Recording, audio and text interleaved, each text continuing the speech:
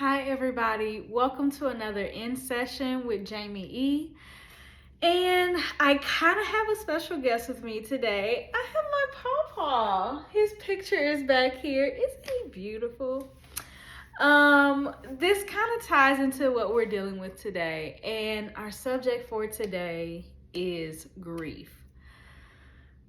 So, for those of you who don't know, my grandfather passed September 20th of 2023, and it is only January of 2024, so it has not been that long. And so I have been learning what grief looks like, dealing with my own grief, trying to process grief, and in the midst of it, I'm learning a lot about myself.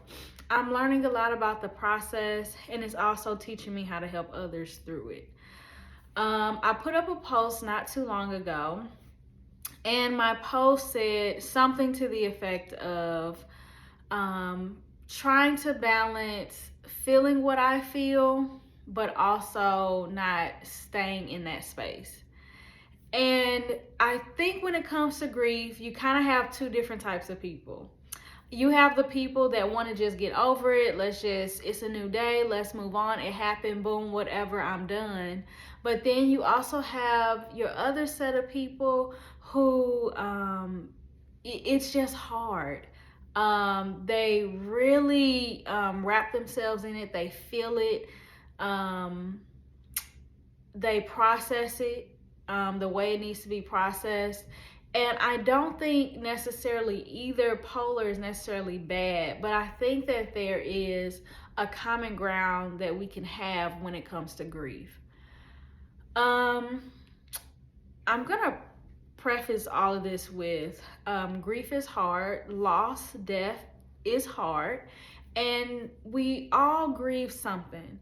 Even if we haven't necessarily lost somebody, we deal with grief in some kind of way.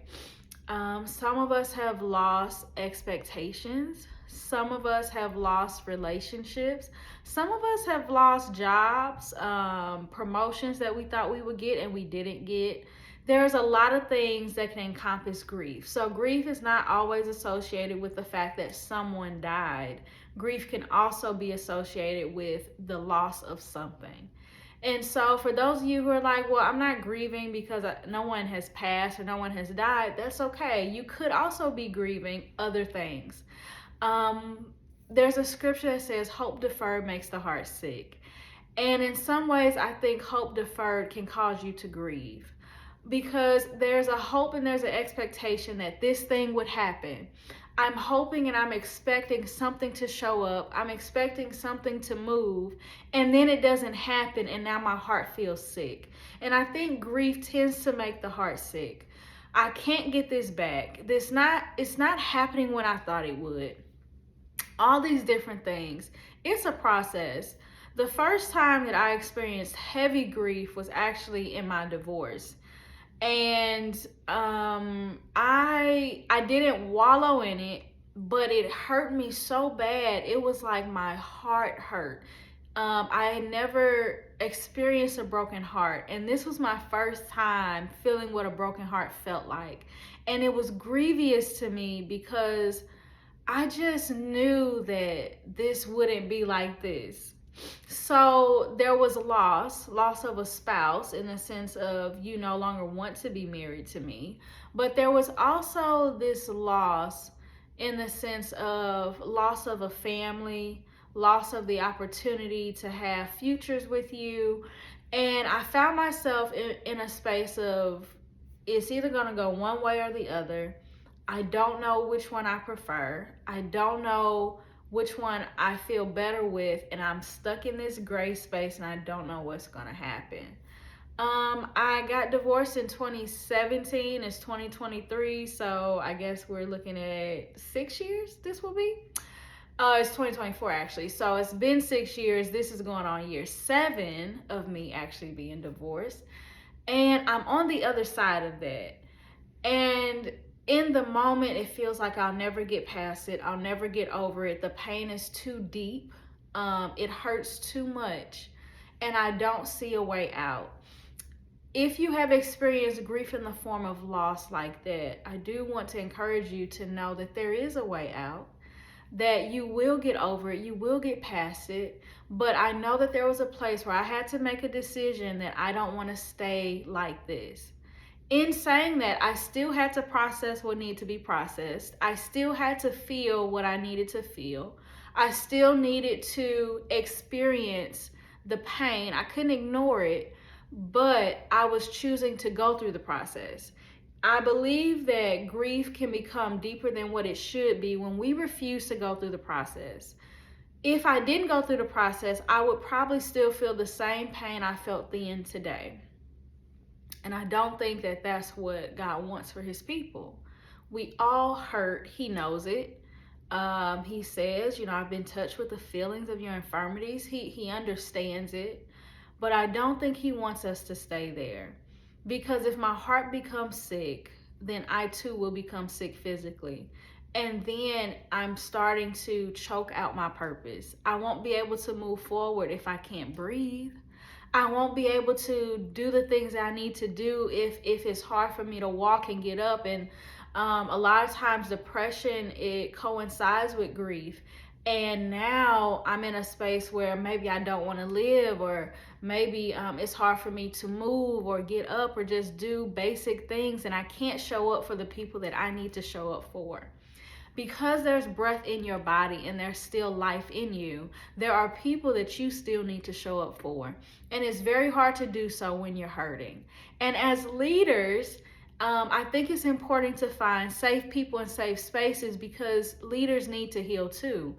But because you're a leader, it is a space where I can't show my vulnerability to my sheep all the time. I have to show up this way, and I have to be okay even when I'm not okay.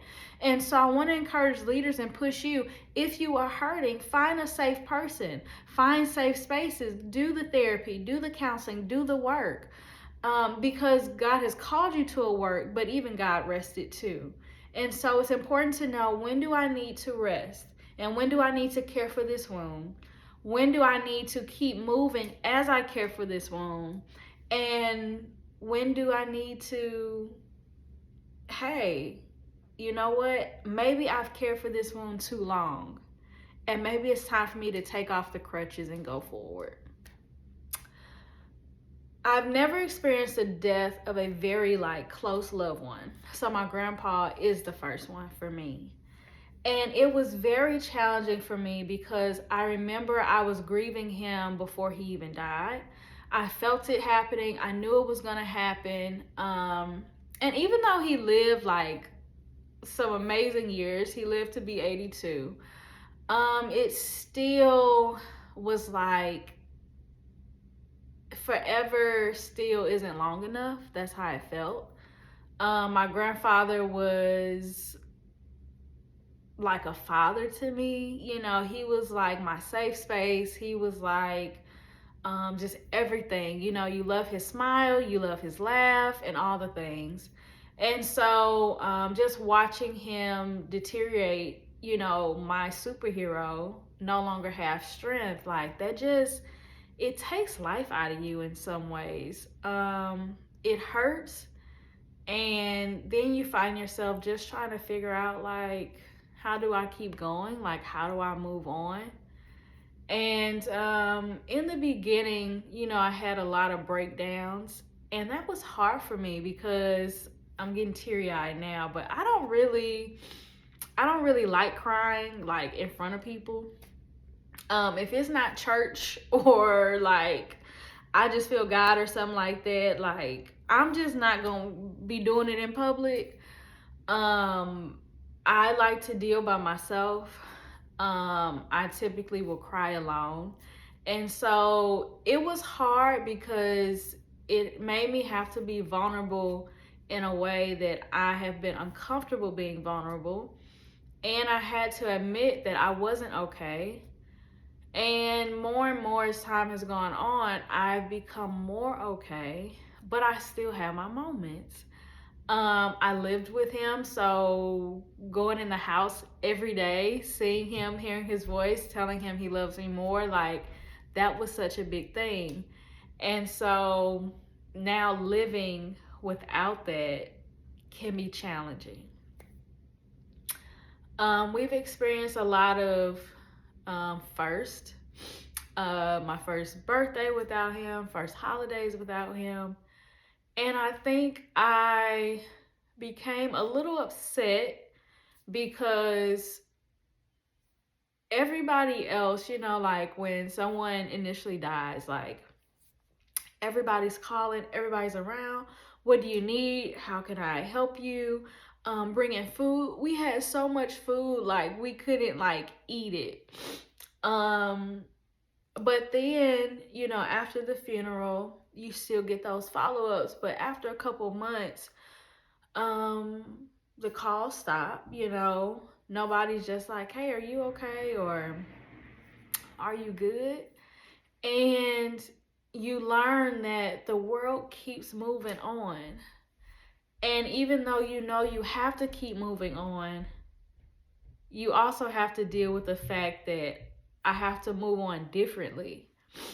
And I don't have what I used to have anymore. And then you have to figure out, how do I live without this? That's been hard for me. After so many months, you almost, and I think in some ways you feel like it's unfair that they can all just move on. Like they're okay and you're not. And it made me step back and it made me ask myself, how many people did I check back in with who lost close people? And that was kind of like hurtful for me because I'm like, man, I didn't know maybe like my friends or other people would need me like this. I didn't know that even though they show up okay, maybe they still cry themselves to sleep. I didn't know. I didn't know because I had not experienced it. And I have empathy in the sense of like, or maybe I should say sympathy for the loss. But I didn't understand what happens after. And I'm grateful to God for showing me that, hey, I know how you feel, but also this is how others have felt. And so in some ways it's like, man, I'm sorry for not being the friend that I should have been to these people. What can I say? What can I do now? And it's just made me a little bit more aware. And so things happen, life happens to us. And I think it's important that we learn what we need to learn in those spaces. And I think there's always a lesson for us. There is life after death. There is the space of processing. But what else did I need to learn? And so his death has taught me a lot more about me. It has helped me even in my dealings with people around me. And I think this has helped me be a better counselor and therapist and coach, because now I understand to an extent.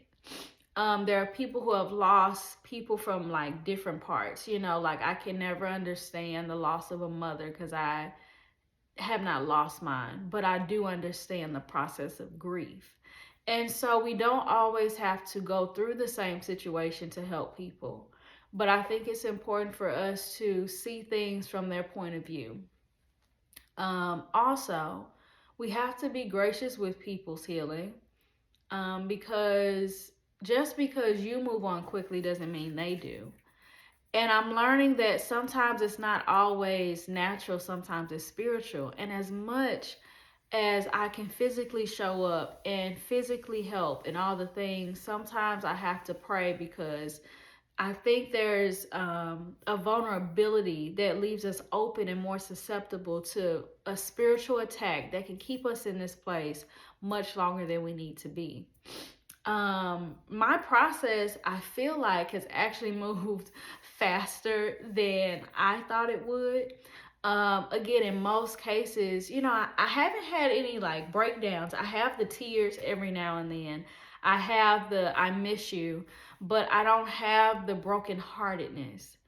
And it brings me back to we don't grieve as the world grieves without hope. And I think my grief has been filled with hope. And even in my grief, I feel that I have been filled with peace. And I think that that's important. God is a comforter. He wants to comfort us. He wants to comfort you. And for those of you who it didn't happen yesterday, it also hasn't been like 10 years, but my question is, are you okay? And has anybody sat and asked you, how are you feeling and are you okay? I want you to sit with that because I do want to know, are you okay? And if you're not, what are the things that you're still currently struggling with in processing your grief and your loss? Again, this could be death, this could be loss, this could be transition. I know I grieved leaving Dallas and having to be back in St. Louis. That was a hard process for me. I grieved moving to Chicago and relationships not being what I thought that they would be when I got there, and not being fixed or reconciled how I thought it would. I've grieved many things, but I've never grieved like this. And so I'm also learning each type of grief can look different and be different. We typically go through the same cycle of grief, but we might cycle through that cycle differently depending on the situation, and also how we view it and our perspective on it. And so this is just a session for us to sit back and say, is some of the hindrance that I have with moving forward, is some of my procrastination, is some of my delay as a result of this grief that I have not dealt with? And if so, what am I really struggling with? What am I dealing with? And how can I move forward so that I can get out of this place? I did an amazing event over the weekend, and even though the topic was one thing, God was telling me, like, we're going to deal with grief. And He was showing me that there were people who are doing things and moving forward in their ministries and things like that, but they're carrying the pain of it. And so it's hard for them to go forward in so much pain, but they still go forward. And I think sometimes we don't think that we don't have to live in that pain. Sometimes I don't know if we know that God wants to heal it, and that by healing it, He gives us strength and He teaches us, okay, this is where we're at now. We may not feel the sting as hard.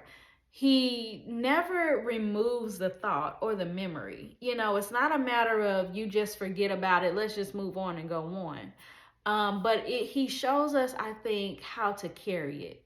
How do we carry it? There's a place in my heart that only my grandfather could feel. So now that he's not here, it's not a matter of, okay, I'll just get a new grandpa.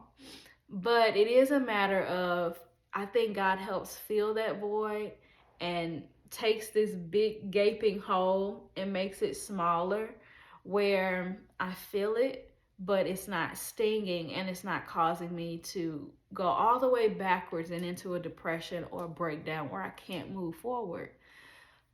The goal of this is for you to know that there is hope.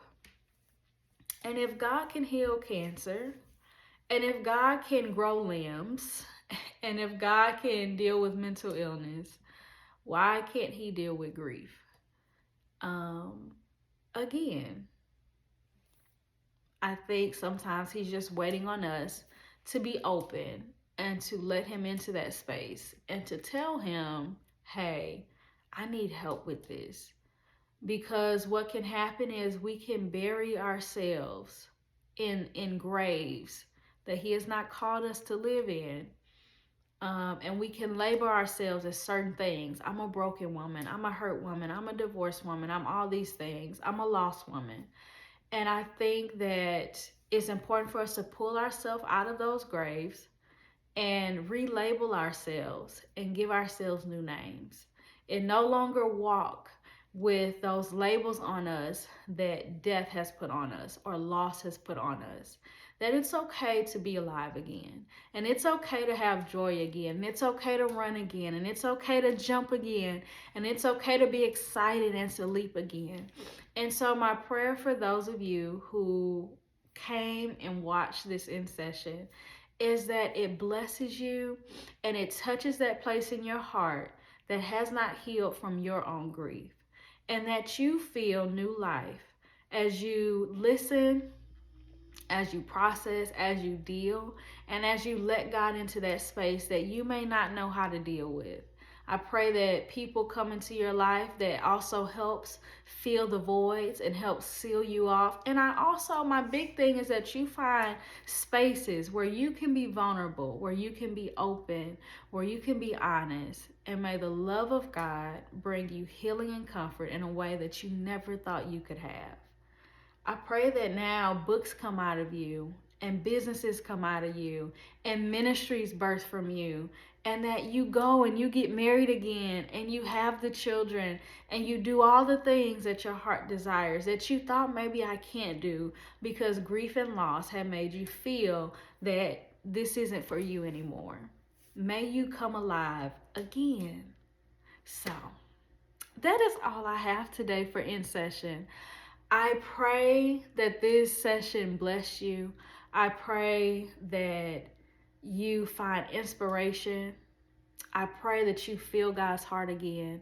And I pray that your heart beats again. So, until next time, everybody, have a wonderful day and may you live. Bye.